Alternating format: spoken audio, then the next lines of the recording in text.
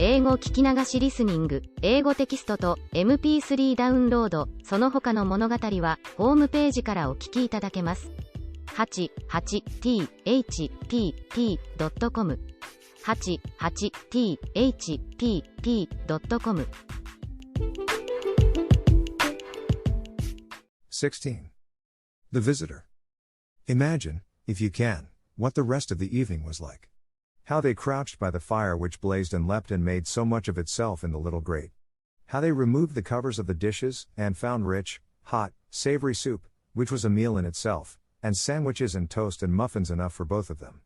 The mug from the washstand was used as Becky's teacup, and the tea was so delicious that it was not necessary to pretend that it was anything but tea. They were warm and full-fed and happy, and it was just like Sarah that, having found her strange good fortune real, she should give herself up to the enjoyment of it to the utmost. She had lived such a life of imaginings that she was quite equal to accepting any wonderful thing that happened, and almost to cease, in a short time, to find it bewildering. I don't know anyone in the world who could have done it, she said, but there has been someone. And here we are sitting by their fire, and it's true.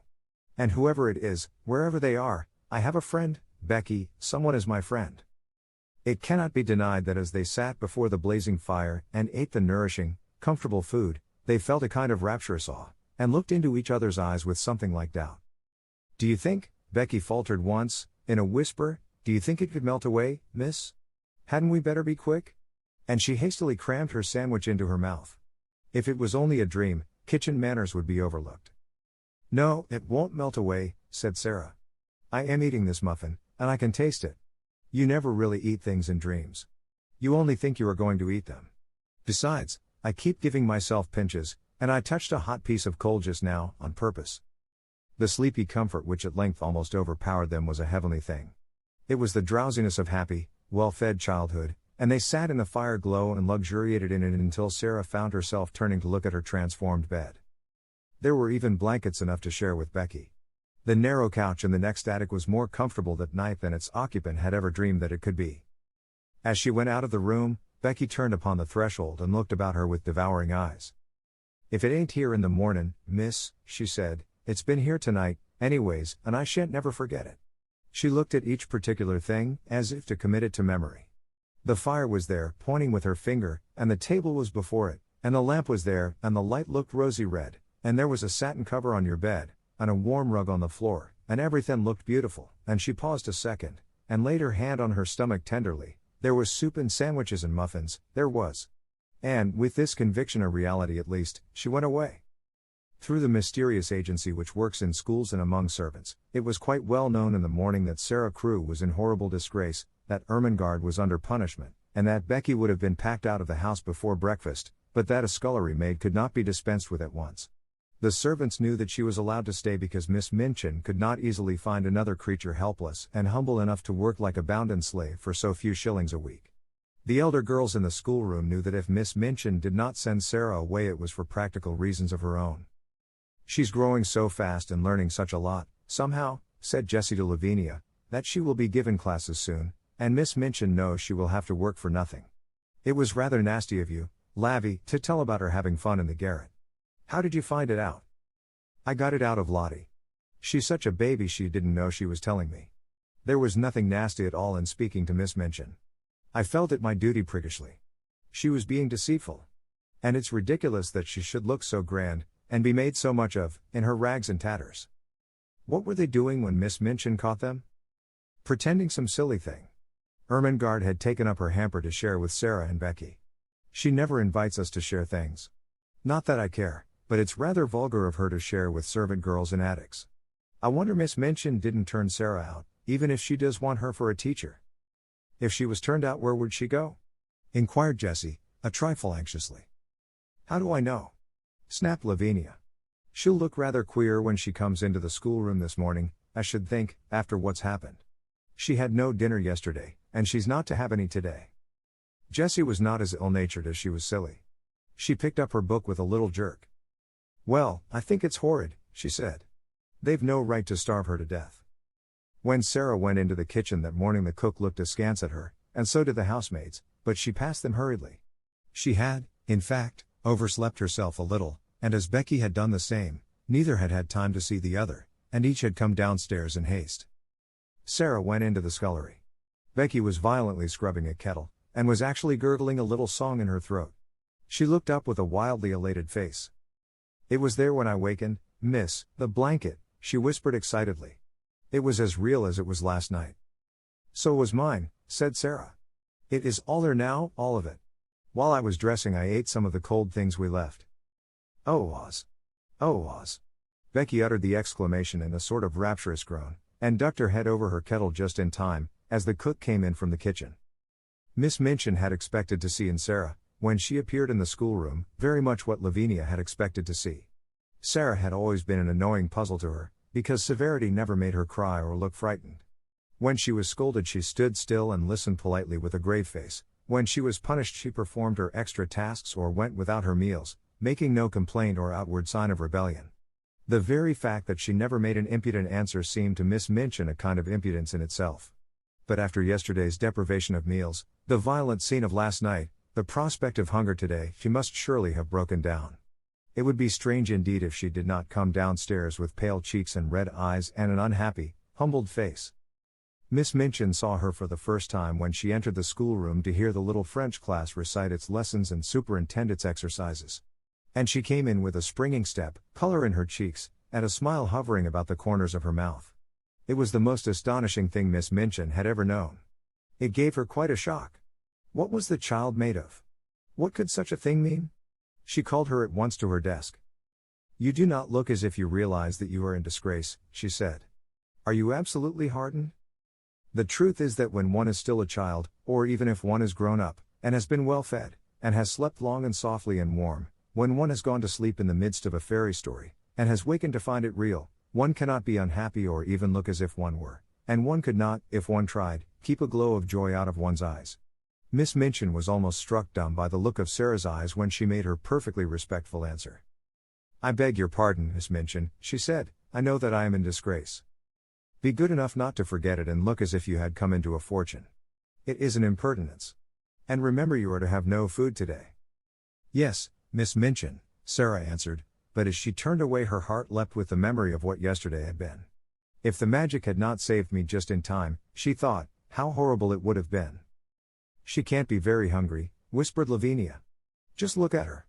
Perhaps she is pretending she has had a good breakfast," with a spiteful laugh. "She's different from other people," said Jessie, watching Sarah with her class. "Sometimes I'm a bit frightened of her." "Ridiculous thing!" ejaculated Lavinia. All through the day the light was in Sarah's face, and the color in her cheek. The servants cast puzzled glances at her, and whispered to each other, and Miss Amelia's small blue eyes wore an expression of bewilderment. What such an audacious look of well-being, under august displeasure could mean she could not understand. It was, however, just like Sarah's singular obstinate way. She was probably determined to brave the matter out. One thing Sarah had resolved upon, as she thought things over. The wonders which had happened must be kept a secret, if such a thing were possible. If Miss Minchin should choose to mount to the attic again, of course all would be discovered. But it did not seem likely that she would do so for some time at least, unless she was led by suspicion. Ermengarde and Lottie would be watched with such strictness that they would not dare to steal out of their beds again. Ermengarde could be told the story and trusted to keep it secret. If Lottie made any discoveries, she could be bound to secrecy also. Perhaps the magic itself would help to hide its own marvels.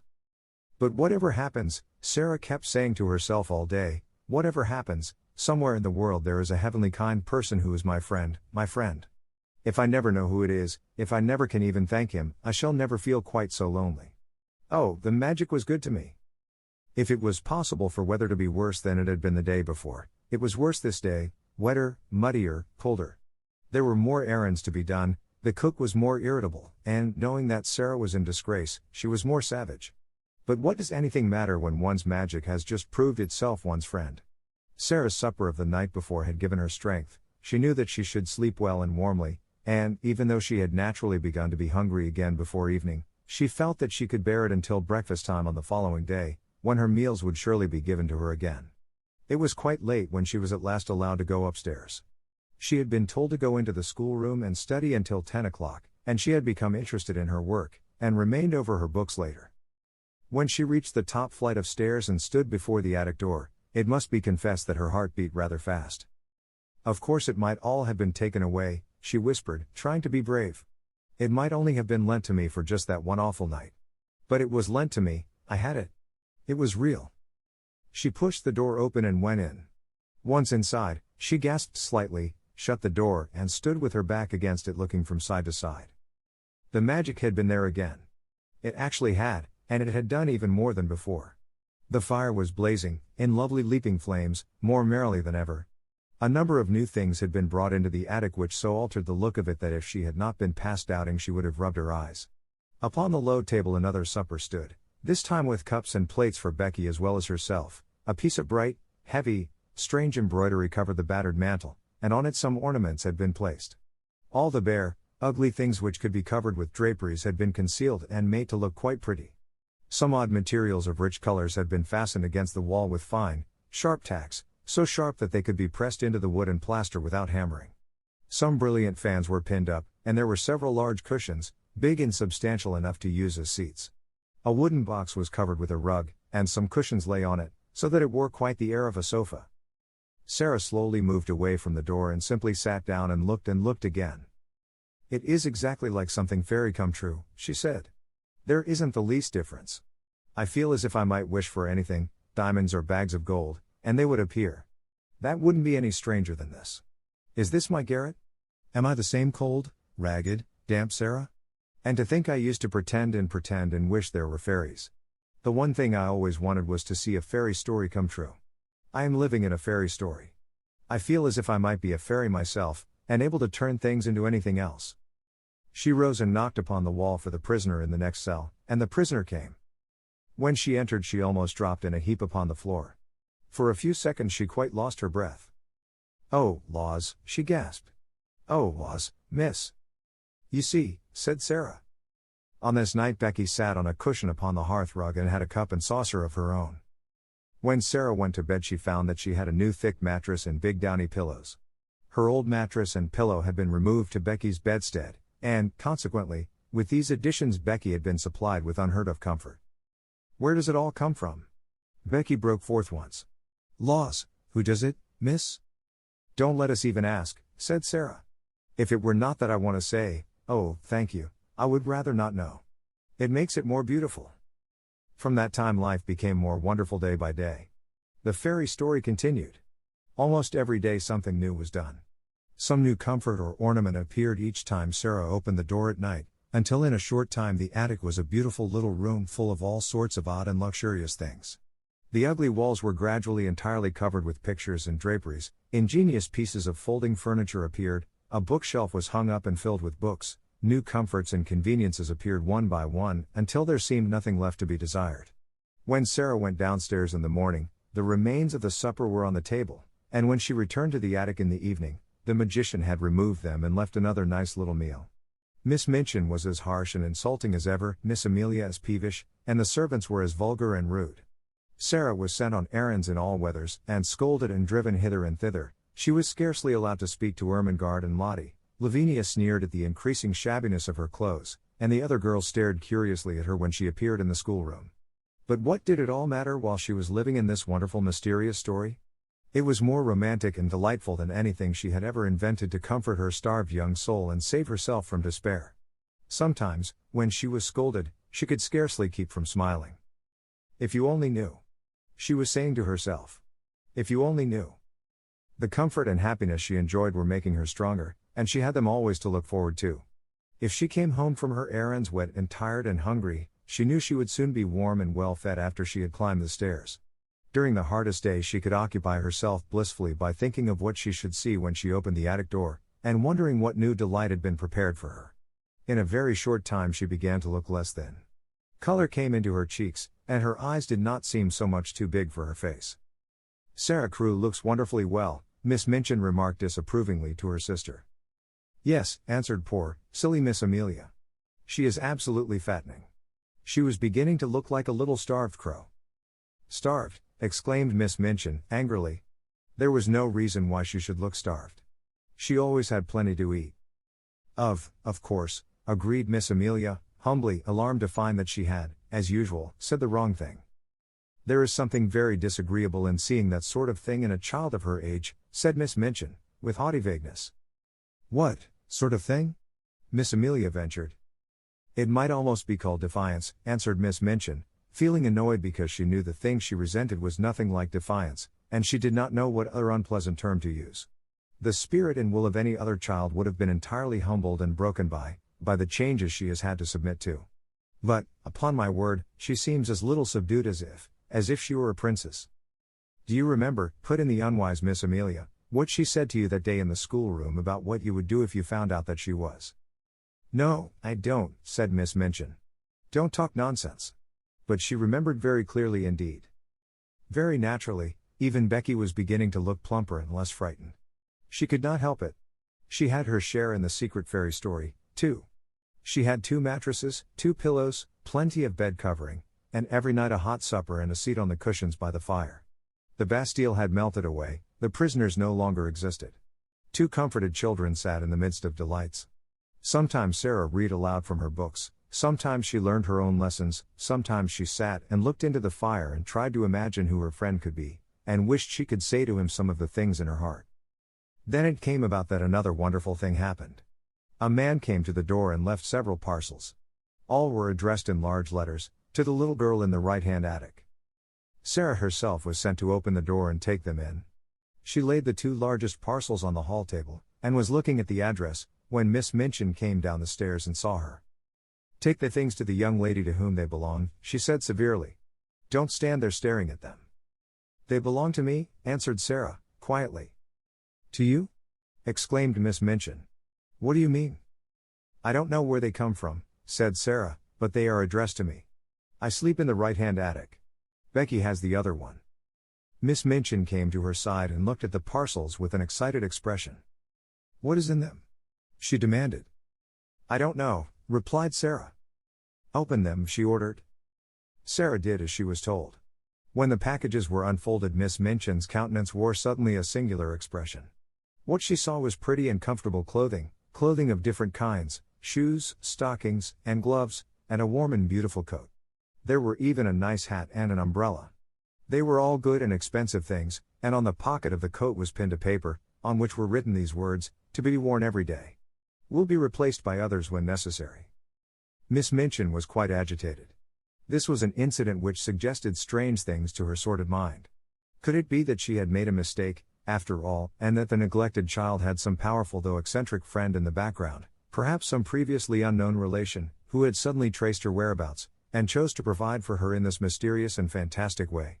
Relations were sometimes very odd, particularly rich old bachelor uncles, who did not care for having children near them.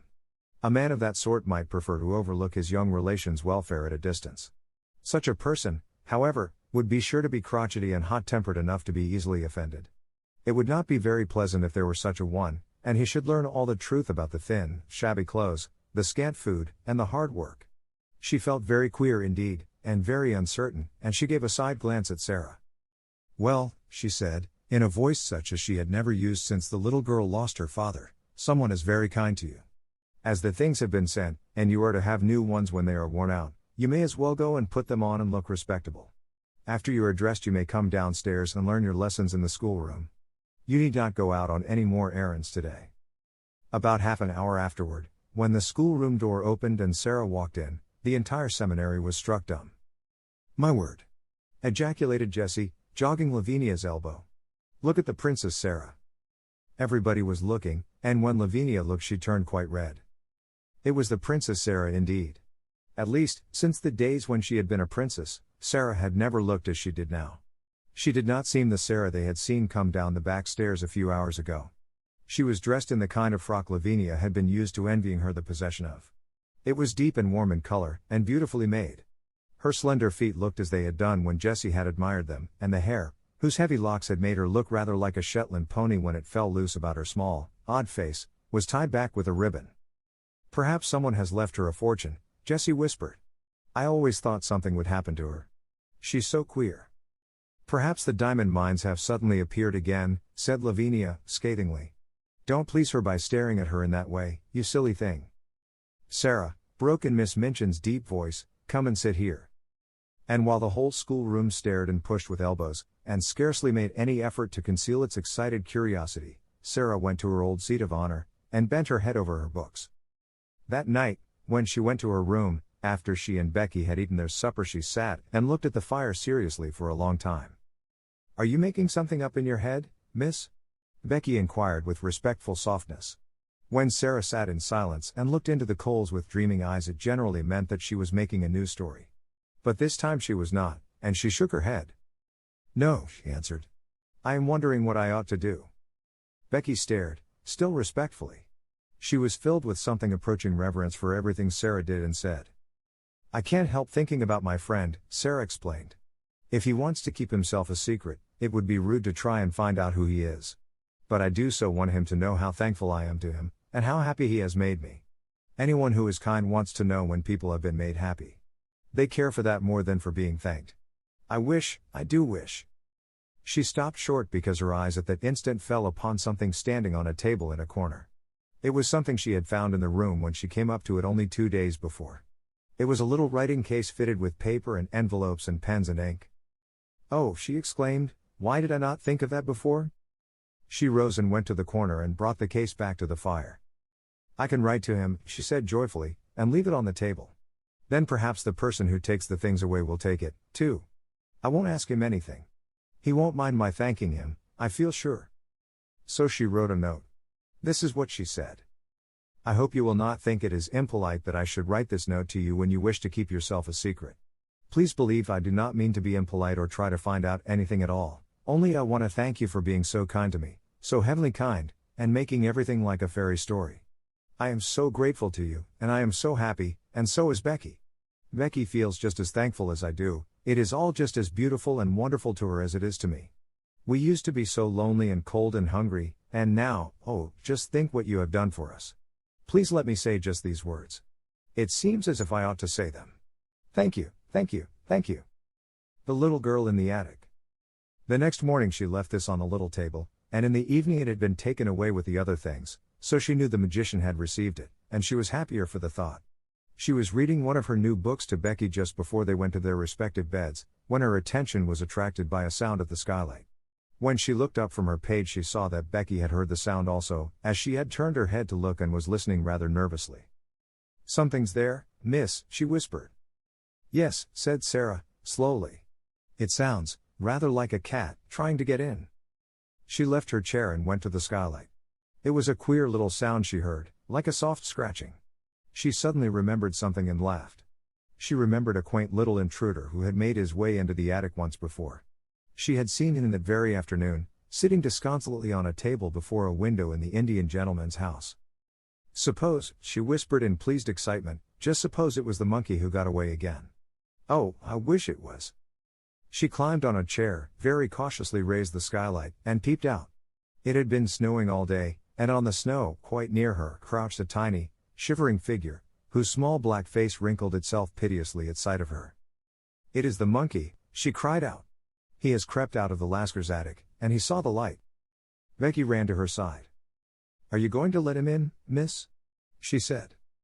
"Yes," Sarah answered joyfully. "It's too cold for monkeys to be out. They're delicate. I'll coax him in."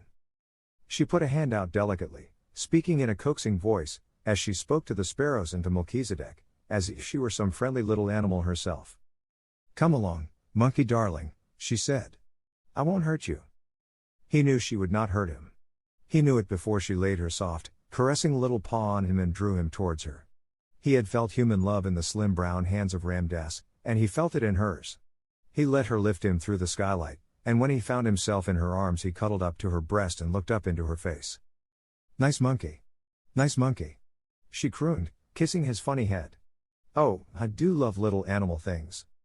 He was evidently glad to get to the fire, and when she sat down and held him on her knee he looked from her to Becky with mingled interest and appreciation. "He is plain looking, miss, ain't he?" said Becky. "He looks like a very ugly baby," laughed Sarah. "I beg your pardon, monkey, but I'm glad you are not a baby. Your mother couldn't be proud of you, and no one would dare to say you look like any of your relations. Oh, I do like you." She leaned back in her chair and reflected. "Perhaps he's sorry he's so ugly," she said, "and it's always on his mind. I wonder if he has a mind. Monkey, my love, have you a mind?" But the monkey only put up a tiny paw and scratched his head. "What shall you do with him?" Becky asked. I shall let him sleep with me tonight, and then take him back to the Indian gentleman tomorrow. I am sorry to take you back, monkey, but you must go. You ought to be fondest of your own family, and I'm not a real relation. And when she went to bed she made him a nest at her feet, and he curled up and slept there as if he were a baby and much pleased with his quarters. 17. It is the child. The next afternoon 3 members of the large family sat in the Indian gentleman's library, doing their best to cheer him up. They had been allowed to come in to perform this office because he had specially invited them. He had been living in a state of suspense for some time, and today he was waiting for a certain event very anxiously. This event was the return of Mr. Carmichael from Moscow. His stay there had been prolonged from week to week.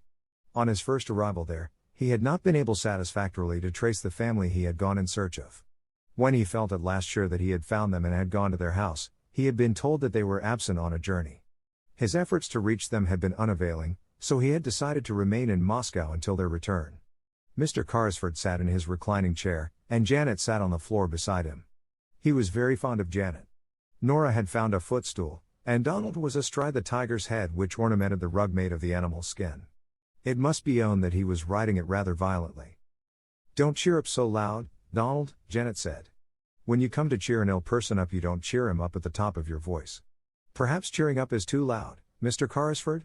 Turning to the Indian gentleman. But he only patted her shoulder. No, it isn't, he answered. And it keeps me from thinking too much. I'm going to be quiet, Donald shouted. We'll all be as quiet as mice. Mice don't make a noise like that, said Janet. Donald made a bridle of his handkerchief and bounced up and down on the tiger's head. A whole lot of mice might, he said cheerfully. 1,000 mice might. I don't believe 50,000 mice would, said Janet, severely, and we have to be as quiet as one mouse. Mr. Carrisford laughed and patted her shoulder again. Papa won't be very long now, she said. May we talk about the lost little girl? I don't think I could talk much about anything else just now, the Indian gentleman answered, knitting his forehead with a tired look. We like her so much, said Nora. We call her the little unfairy princess. Why? The Indian gentleman inquired, because the fancies of the large family always made him forget things a little. It was Janet who answered. It is because, though she is not exactly a fairy, she will be so rich when she is found that she will be like a princess in a fairy tale. We called her the fairy princess at first, but it didn't quite suit. Is it true, said Nora, that her papa gave all his money to a friend to put in a mine that had diamonds in it, and then the friend thought he had lost it all and ran away because he felt as if he was a robber? But he wasn't really, you know, put in Janet, hastily. The Indian gentleman took hold of her hand quickly. No, he wasn't really, he said. I am sorry for the friend, Janet said, I can't help it. He didn't mean to do it, and it would break his heart. I am sure it would break his heart. You are an understanding little woman, Janet, the Indian gentleman said, and he held her hand close. Did you tell Mr. Carrisford, Donald shouted again, about the little girl who isn't a beggar? Did you tell him she has new nice clothes? Perhaps she's been found by somebody when she was lost. There's a cab, exclaimed Janet. It's stopping before the door. It is Papa. They all ran to the windows to look out. Yes, it's Papa, Donald proclaimed. But there is no little girl. All 3 of them incontinently fled from the room and tumbled into the hall. It was in this way they always welcomed their father. They were to be heard jumping up and down, clapping their hands, and being caught up and kissed. Mr. Carrisford made an effort to rise and sank back again. It is no use, he said. What a wreck I am. Mr. Carmichael's voice approached the door. No, children, he was saying, you may come in after I have talked to Mr. Carrisford. Go and play with Ramdas. Then the door opened and he came in. He looked rosier than ever, and brought an atmosphere of freshness and health with him, but his eyes were disappointed and anxious as they met the invalid's look of eager question even as they grasped each other's hands. What news? Mr. Carrisford asked. The child the Russian people adopted? She is not the child we are looking for, was Mr. Carmichael's answer. She is much younger than Captain Crew's little girl. Her name is Emily Carew. I have seen and talked to her. The Russians were able to give me every detail. How wearied and miserable the Indian gentleman looked. His hand dropped from Mr. Carmichael's. Then the search has to be begun over again, he said. That is all. Please sit down. Mr. Carmichael took a seat. Somehow, he had gradually grown fond of this unhappy man. He was himself so well and happy, and so surrounded by cheerfulness and love, that desolation and broken health seemed pitifully unbearable things. If there had been the sound of just one gay little high-pitched voice in the house, it would have been so much less forlorn. And that a man should be compelled to carry about in his breast the thought that he had seemed to wrong and desert a child was not a thing one could face. "Come, come," he said in his cheery voice, "we'll find her yet. We must begin at once. No time must be lost," Mr. Carrisford fretted. "Have you any new suggestion to make, any whatsoever?" Mr. Carmichael felt rather restless, and he rose and began to pace the room with a thoughtful, though uncertain face. "Well, perhaps," he said. "I don't know what it may be worth. The fact is, an idea occurred to me as I was thinking the thing over in the train on the journey from Dover." "What was it?" "If she is alive, she is somewhere." "Yes, she is somewhere. We have searched the schools in Paris. Let us give up Paris and begin in London. That was my idea, to search London." "There are schools enough in London," said Mr. Carrisford. Then he slightly started, roused by a recollection. "By the way, there is one next door." "Then we will begin there. We cannot begin nearer than next door." "No," said Carrisford. "There is a child there who interests me, but she is not a pupil. And she is a little dark, forlorn creature, as unlike poor Crewe as a child could be." Perhaps the magic was at work again at that very moment, the beautiful magic. It really seemed as if it might be so. What was it that brought Ram Dass into the room, even as his master spoke, salaaming respectfully, but with a scarcely concealed touch of excitement in his dark, flashing eyes? "Sahib," he said, "the child herself has come, the child the Sahib felt pity for. She brings back the monkey who had again run away to her attic under the roof. I have asked that she remain. It was my thought that it would please the Sahib to see and speak with her." "Who is she?" inquired Mr. Carmichael. "God knows," Mr. Carrisford answered. "She is the child I spoke of. A little drudge at the school." He waved his hand to Ram Dass, and addressed him. "Yes, I should like to see her. Go and bring her in." Then he turned to Mr. Carmichael. "While you have been away," he explained, "I have been desperate. The days were so dark and long. Ram Dass told me of this child's miseries, and together we invented a romantic plan to help her. I suppose it was a childish thing to do, but it gave me something to plan and think of. Without the help of an agile, soft-footed Oriental like Ram Dass, however, it could not have been done." Then Sarah came into the room. She carried the monkey in her arms, and he evidently did not intend to part from her, if it could be helped. He was clinging to her and chattering, and the interesting excitement of finding herself in the Indian gentleman's room had brought a flush to Sarah's cheeks. "Your monkey ran away again," she said, in her pretty voice. "He came to my garret window last night, and I took him in because it was so cold. I would have brought him back if it had not been so late. I knew you were ill and might not like to be disturbed." The Indian gentleman's hollow eyes dwelt on her with curious interest. "That was very thoughtful of you," he said. Sarah looked toward Ram Dass, who stood near the door. "Shall I give him to the Lascar?" she asked. "How do you know he is a Lascar?" said the Indian gentleman, smiling a little. "Oh, I know Lascars," Sarah said, handing over the reluctant monkey. "I was born in India." The Indian gentleman sat upright so suddenly, and with such a change of expression, that she was for a moment quite startled.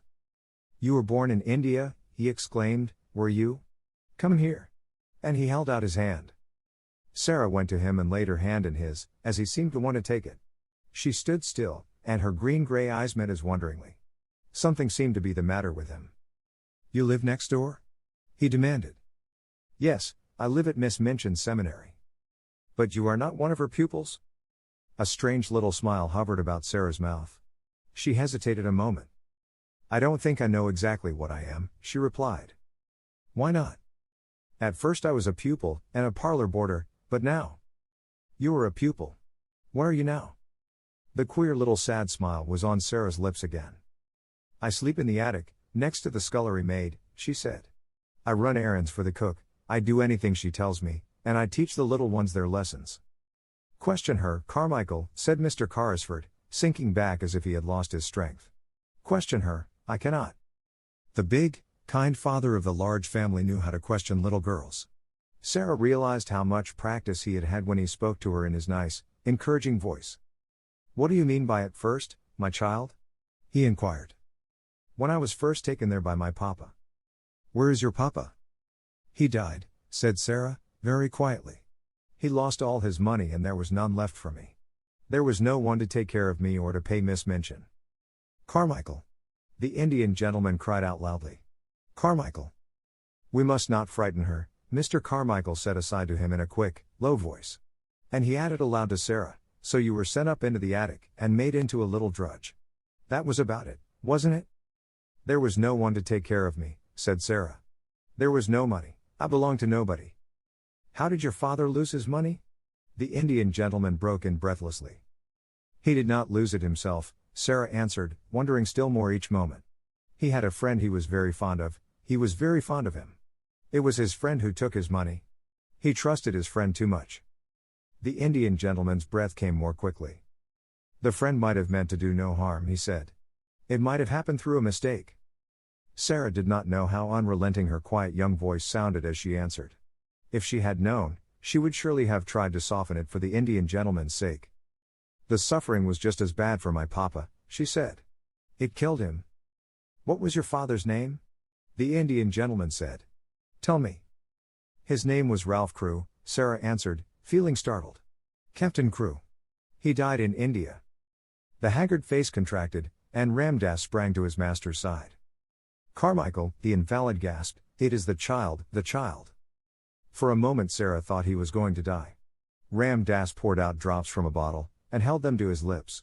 Sarah stood near, trembling a little. She looked in a bewildered way at Mr. Carmichael.